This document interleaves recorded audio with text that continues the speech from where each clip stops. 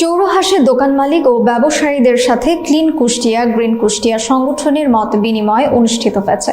শনিবার চৌরহাস এলাকার ব্যবসায়িকদের সাথে পরিবেশ উন্নয়ন ও সচেতনতা বৃদ্ধির লক্ষ্যে এ সভার আয়োজন করে ক্লিন কুষ্টিয়া গ্রিন কুষ্টিয়া।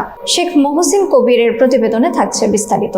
সভায় প্রধান অতিথি হিসেবে উপস্থিত ছিলেন ক্লিন কুষ্টিয়া গ্রিন কুষ্টিয়ার প্রধান উপদেষ্টা প্রকৌশলী মোহাম্মদ জাকির হোসেন সরকার। প্রধান বক্তা হিসেবে বক্তব্য দেন সংগঠনের আহ্বায়ক আব্দুল মঈদ বাবুল। বিশেষ অতিথি হিসেবে উপস্থিত ছিলেন মজমপুর ইউনিয়নের সাবেক চেয়ারম্যান বশিরুল আলম চাঁদ, ক্লিন কুষ্টিয়া গ্রিন কুষ্টিয়ার সদস্য সচিব মোহাম্মদ জামিরুল ইসলাম এবং বিশিষ্ট সমাজসেবক আব্দুল মাজেদ। সভাটি পরিচালনা করেন মোহাম্মদ শাহাবুদ্দিন মিন্টু ও মোহাম্মদ রাকিবুল আলম চায়না।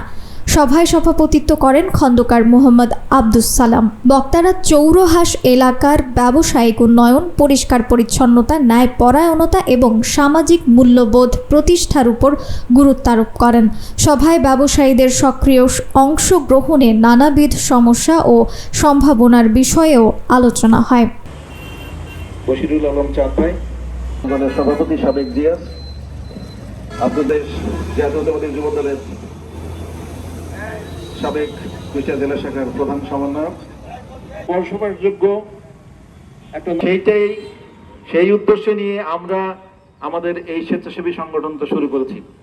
আমাদের ব্যানারে কিন্তু, যদিও আমরা রাজনীতি করি, সবারই পোস্ট পজিশন আছে, কিন্তু ব্যানারে কিন্তু কারোরই পোস্ট পজিশন আমরা লিখি।